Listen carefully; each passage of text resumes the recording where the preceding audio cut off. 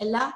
Sans tarder, je donne la parole à Vincent. Vincent Lemou, une petite commune, président d'une agglomération.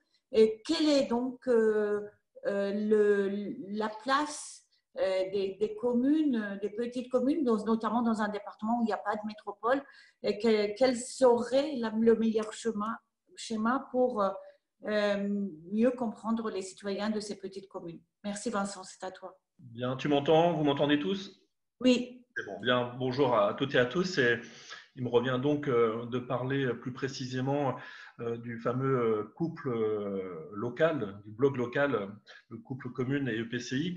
Mais avant une réflexion d'ordre général pour dire que les territoires, on n'a pu les constituer de manière radicale, comme en 1790, lorsqu'il s'est agi de définir les départements avec ces 83 territoire constitué dans un premier temps à la règle, à la façon américaine, mais qui a été au bout du compte refusé par les députés, considérant à l'époque déjà que l'aspect sociologique, géographique, historique devait l'emporter sur une rationalisation à outrance des espaces de notre République et de la future République qui allait s'affirmer. Donc, c'est toujours un mouvement de balancier cette histoire institutionnelle entre une volonté de rationalisation pour y voir peut-être une simplification et une efficacité de l'action publique, et dans le même temps, de l'autre côté, une volonté également de faire avec les femmes, les hommes, les territoires, les histoires pour bien embrasser effectivement la géographie,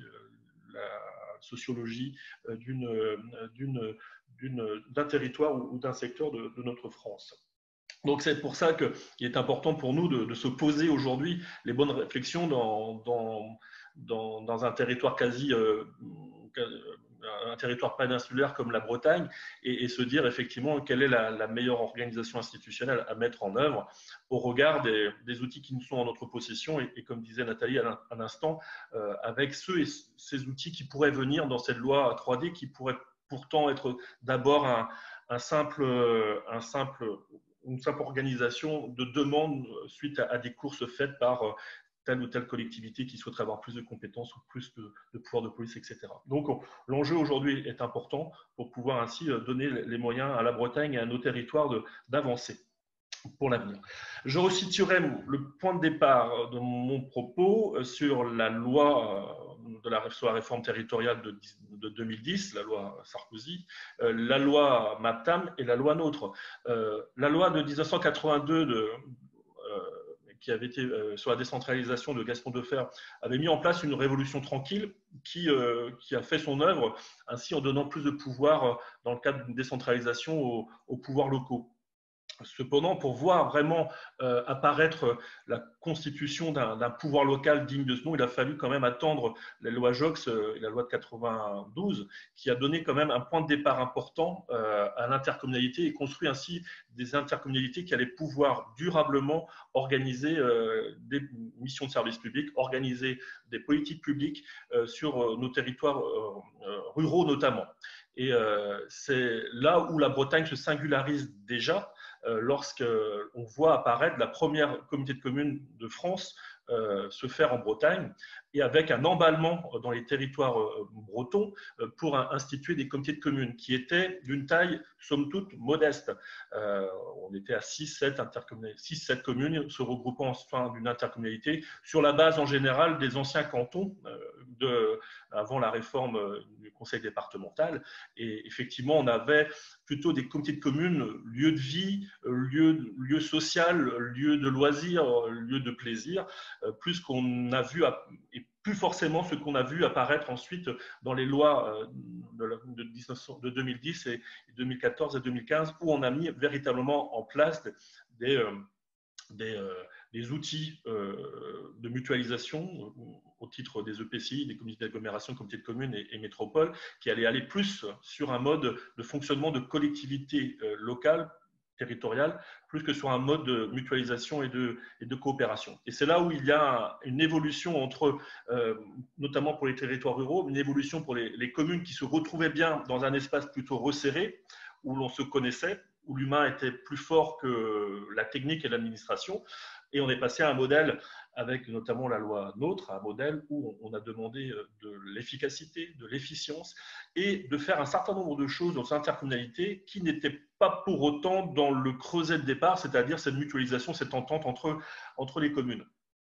Et c'est là où, effectivement, on doit, nous, aujourd'hui, pour préparer un projet pour la Bretagne, prendre en compte cette évolution qui ne s'est pas faite de la même manière partout en Bretagne, puisque les Côtes-d'Armor sont singulières dans la réorganisation territoriale qu'elle a connue.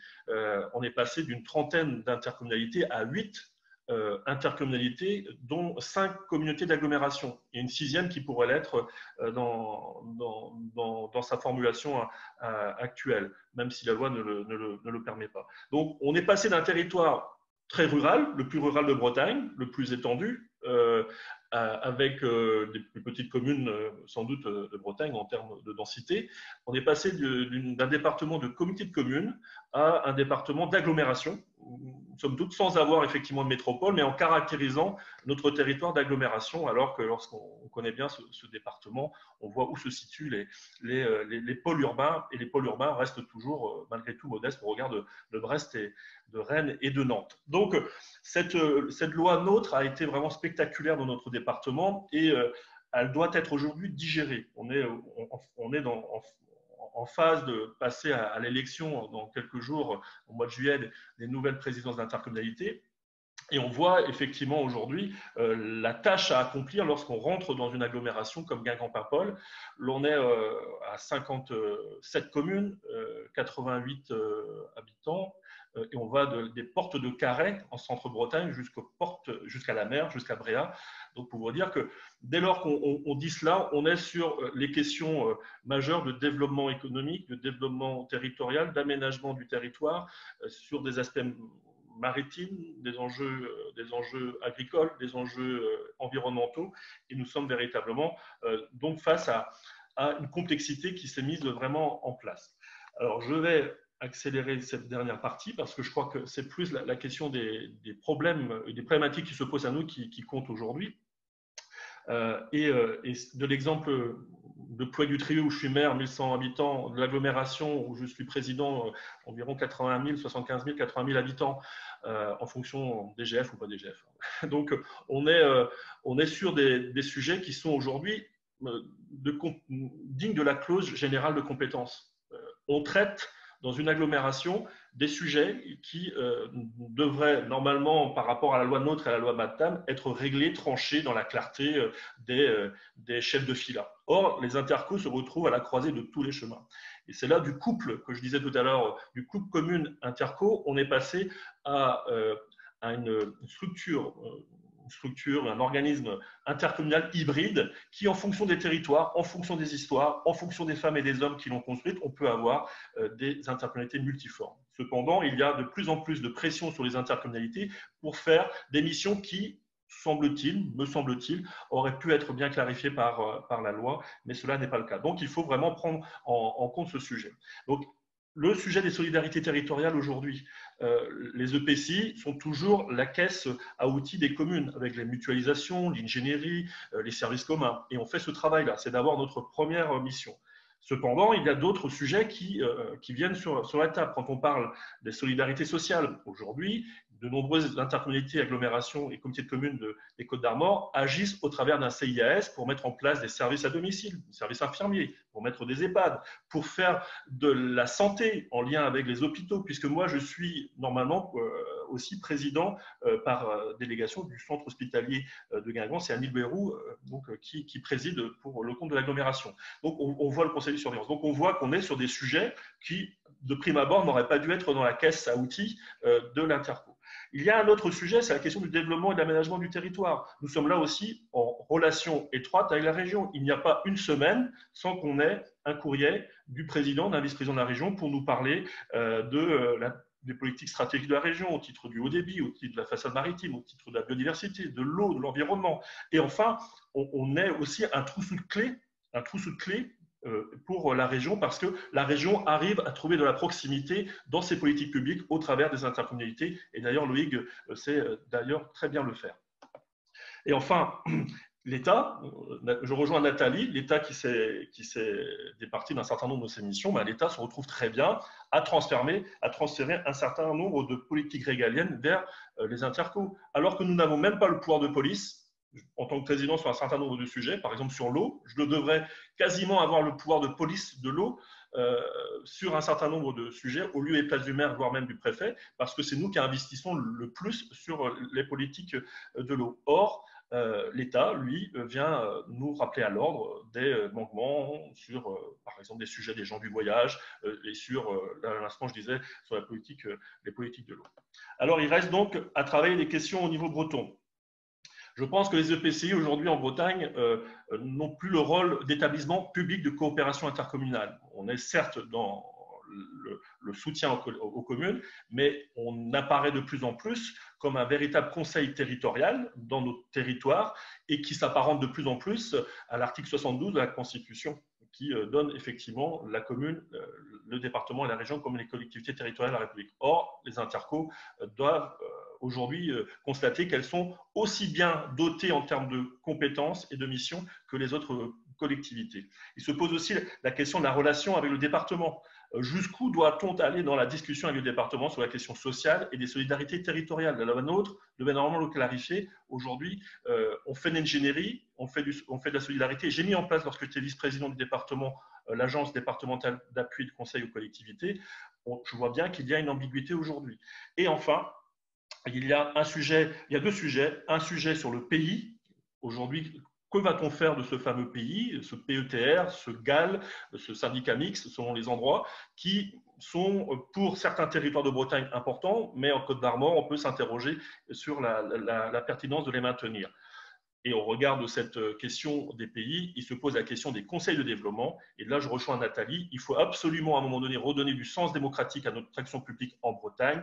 Et la question des citoyens, de l'association des citoyens dans nos territoires, peut-être à l'échelle des agglos, des intercommunalités, pour faire en sorte que nous ayons ainsi un retour citoyen, un regard éclairé sur nos politiques publiques. Voilà, donc il faut donc, en conclusion, réfléchir à l'efficacité de l'action publique. Moi, je ne me situe pas encore dans un choix, j'ai une vision personnelle, mais à mon sens, il y a à travailler sur le meilleur niveau d'intervention publique pour mettre en œuvre nos politiques publiques, et notamment progressistes pour nous, hommes et femmes de gauche. Voilà, Foroug. Merci Vincent, merci de mettre le doigt sur justement, c'est ça le nœud du problème, quel doit être l'échelon le plus intéressant et comment il faut parvenir à le construire. On a vu aussi que tu as mis en avant que les évolutions législatives ces dernières années ont été souvent une difficulté. Maintenant, justement, Paul, député, régionaliste, est-ce que les perspectives des législatives à venir peuvent être un levier pour réinventer le modèle breton dont nous en parlons et on a difficilement, enfin on a des difficultés à mettre les contours et dire qu'est-ce qu'elle sera vraiment le modèle breton de demain? Est-ce qu'il est possible avec les évolutions législatives?